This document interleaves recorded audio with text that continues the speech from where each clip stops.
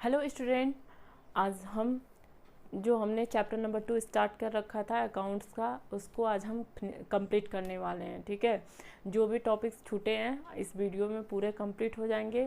और आप अगर पहले के वीडियो नहीं देख रखे हैं इस चैप्टर के, तो पहले आप जाके हमारे प्लेलिस्ट में उसको चेक कीजिए और उसको देखिए, फिर इसके आगे इस वीडियोस को देखिएगा।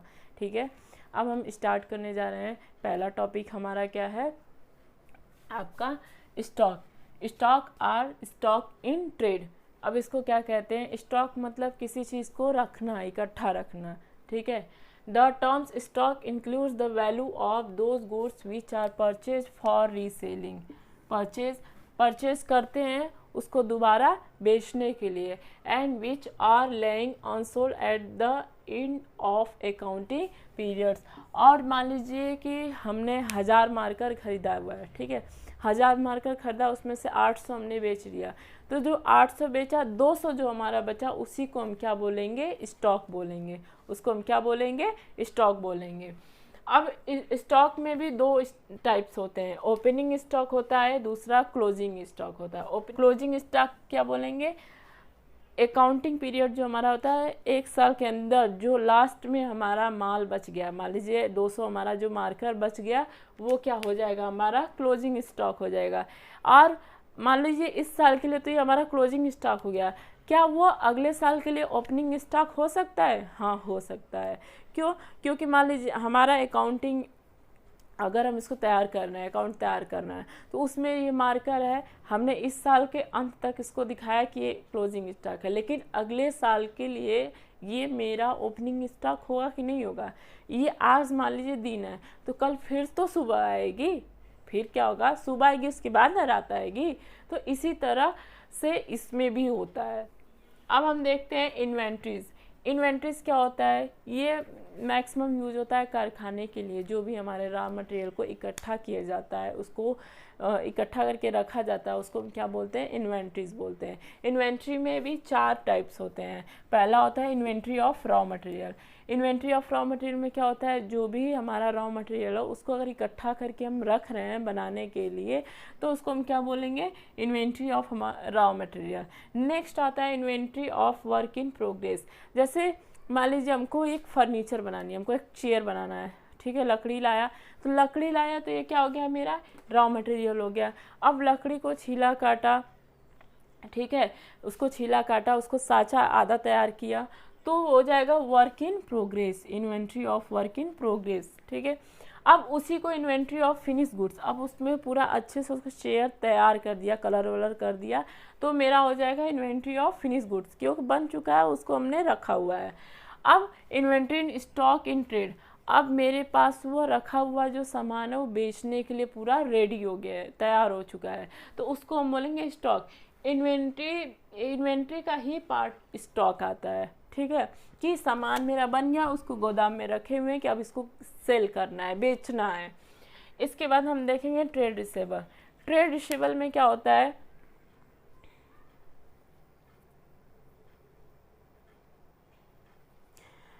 ट्रेड रिसीवेबल मतलब होता है जिनसे हमको पैसे लेने होते हैं। जैसे हमने बिजनेस किया हुआ है, ठीक है, बिजनेस किया हुआ, तो उसमें कुछ लोग आते हैं भैया उधार वाले भी आते हैं, सभी लोग नगद वाले नहीं आते हैं। तो जो लोग उधार वाले आते हैं उनको क्या होता है कि उनको हम पैसे, उस सामान तो दे दिए, उनसे बोला, उन्होंने बोला कि हम पैसे बाद में देंगे, तो मेरा पैसा उनसे लेना है, तो जो पैसा लेना है तो उसको हम क्या बोलेंगे? ट्रेड रिसीवेबल बोलेंगे। Trade receivable refers to the amount receivable on account of sales of goods और service rendered by the company in the normal course of business. इसमें क्या करते हैं? जो अमाउंट है रिसीव करते हैं गुड्स और सर्विस के बदले में। मान लो हमने गुड्स, सामान या सर्विस कुछ प्रोवाइड किया, उसके बदले में जो मुझे पैसे लेना है, मेरा पैसा उधार बचा है, उसी को हम बोलेंगे ट्रेड रिसीवेबल। इसमें भी 2 आते हैं, एक डेबिटर्स आता है, एक बिल रिसीवर आता है। डेबिटर्स में क्या होता है? मान लो कि मेरी एक फैक्ट्री है, किसकी? कूलर की मेरी एक फैक्ट्री है, तो कूलर से आम आया, कूलर लिया, ठीक है, कूलर ले गया। अब उससे उधार मेरा बचा है, तो उसने फिर श्याम ने मेरा पैसा पेड कर दिया, ठीक है। कोई लिखा पढ़ी नहीं था, श्याम ले गया, श्याम मुझे दे दिया, तो उसको बोलेंगे डेटर, डेटर्स बोलते हैं इसको, बी साइलेंट होता है तो डेटर्स बोलेंगे। फिर इसके बाद बिल रिसीवर क्या होता है, अब श्याम को, मान लो श्याम ने हमसे कूलर ले गया, उसके बदले में मैंने उसको एक बिल दिया कि ये प्रूफ है भाई, इसको रखे रहना इस बिल को, ये प्रूफ है कि तुमसे हमको 9,000 रुपये लेने हैं। तो अब हम उसको पैसे लेने गए, तो उस बिल के हिसाब से जो बिल पे लिखा हुआ है प्राइस, कितने समय के लिए कब वो मुझे देगा, जो भी समय लिखा है समय के ड्यूरेशन के हिसाब से, और जितना पैसा मुझे चाहिए वो भी लिखा है, उससे हम उस बिल के हिसाब से अपना जो पैसे वापस लेंगे उसको बोलेंगे बिल रिसेबल। ये टॉपिक आगे भी आपको मिलेंगे। अब देखते हैं trade payable. Payable is the amount payable on accounts of goods purchase और service taken in the normal course of business. जो भी गुड्स या सर्विस हमने परचेज किया, ठीक है, तो परचेज का उसका पैसा पे नहीं किया है, उधारी परचेज किया है, तो उसको हम क्या बोलेंगे, ट्रेड पेएबल। बिजनेस के द्वारा, जो भी बिजनेस के द्वारा पैसे पे किया जाए, ठीक है, जहाँ से हमने उधार लिया है सामान या सर्विस, तो उसको हम बोलेंगे ट्रेड पेएबल्स। क्रेडिटर क्या हो गया, क्रेडिटर में वही हम करेंगे कि भाई आपका जो पैसा है उसको हम पैसा वापस करेंगे, जो भी हमने सामान लिया है उसके बदले में उसको पैसे रिटर्न करेंगे। अब बिल्स पेएबल में क्या होगा, बिल्स पेएबल आपको एक रिसिप्ट मिलेगी, जिसमें आप क्या करोगे, उस स्लिप को देख के कितने समय के अंदर कितना अमाउंट देना है वो पैसे को पे करोगे। अब हम देखते हैं गुड्स। गुड्स मतलब सामान, ठीक है, जो भी बिजनेस के लिए गुड्स हम सेल परचेस करते हैं सामान को, उसको हम क्या बोलेंगे, गुड्स बोलेंगे। नेक्स्ट आता है कॉस्ट। कॉस्ट मतलब लागत। जो भी हमें सामान बनाने में जो भी खर्चे, जो भी लागत लग रहे हैं, जैसे इस मार्कर को बनाने में 8 रुपये लगा, 2 रुपये का प्लास्टिक, 2 रुपये का इंक, इसमें जो भी सामान है, जो भी सामान लगे 8 रुपये खर्चे जो आए, उसको हम क्या बोलेंगे, कॉस्ट बोलेंगे, ठीक है। अब आता है डिस्काउंट।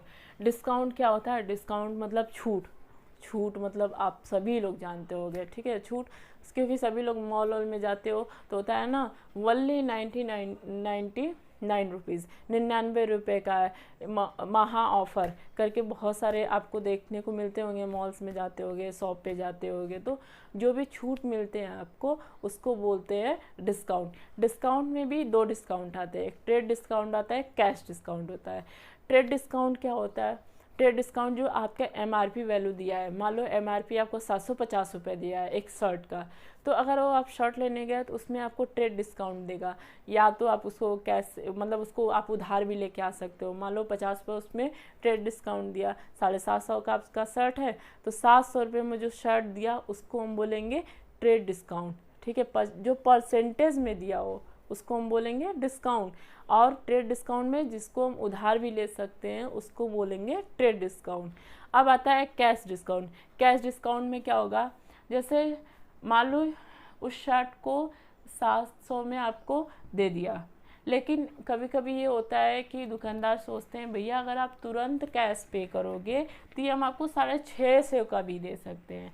जब 650 का वो आपको देगा तो उसको बोलेंगे कैश डिस्काउंट, क्योंकि आपने तुरंत पैसे पे किया, तुरंत कैश पे कर दिया। इसमें क्या होता है कि अगर आप ट्रेड डिस्काउंट दे रहे हो तो भैया सामान ले गया, हो सकता है वो बंदा चलिए बसाओ एक्सपायर कर गया, नहीं मेरा पैसा पे कर पाया, या कुछ हो गया नहीं मेरा पैसा दे पाया, तो इसमें हमारा जो पैसा डूबने का चांस जो होता है ज़्यादा होता है।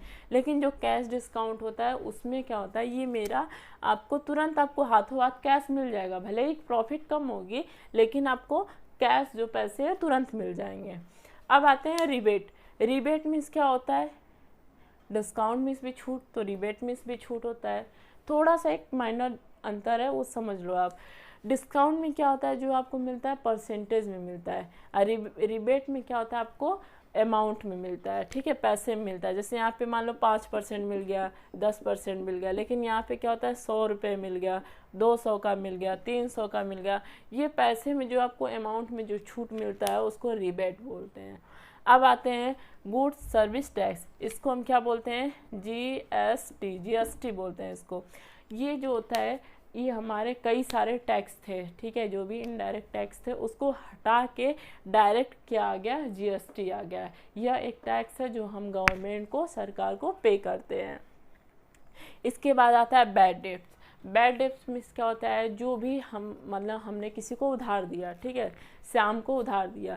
अब श्याम ने क्या किया कि 5,000 के मैंने उसको उधार दिया तो उसने 3,000 रुपये मेरा पे कर दिया, 2,000 रुपये नहीं पे किया। मान लो वो कहीं चला गया, ठीक है, मेरा 2,000 बिल्कुल दिया ही नहीं, जो पैसा मेरा डूब गया उसको हम क्या बोलेंगे, बैड डेट्स बोलेंगे। अब आते हैं इंसॉल्वेंट। इंसॉल्वेंट में क्या होता है, मान लो मैंने कर्जा लिया हुआ है, जब कर्जा लिया है और उस कर्जे को हम पे नहीं कर पाए, ठीक है, हमको गवर्नमेंट क्या किया, दिवालिया बना दिया कि हमारे पास तो कुछ है ही नहीं, हम देंगे कहाँ से, तो इसको क्या कहते हैं, इंसॉल्वेंट कहते हैं।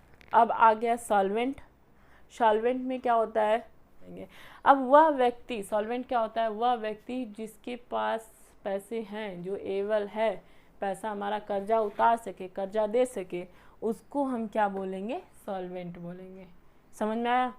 अब आते हैं टर्नओवर। टर्नओवर मीन्स क्या होता है, हमारे पूरे साल में कितना मेरा सेल हुआ है, उसको हम क्या बोलेंगे, टर्नओवर। अब आता है live stock. Live stock means देखते हैं कुछ बिजनेस में जानवरों का भी उपयोग होता है, जहाँ पे जीवित जानवरों का उपयोग होता है बिजनेस के लिए, जैसे राइडिंग हो गया, हॉर्स का यूज होना हो गया, एलिफेंट का यूज़ होना हो गया, किसी बिजनेस में सर्कस में एलिफेंट का यूज़ होता है, तो ये सब क्या हो जाएंगे, लाइव स्टॉक में आ जाएंगे। नेक्स्ट आता है आपका इन्वेस्टमेंट। इन्वेस्टमेंट में क्या होता है, इन्वेस्टमेंट में जो भी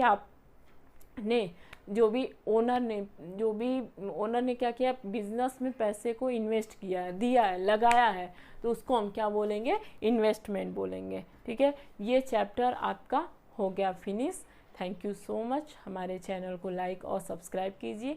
नेक्स्ट वीडियो में हम नेक्स्ट चैप्टर लेके आते हैं। ठीक है, थैंक यू सो मच।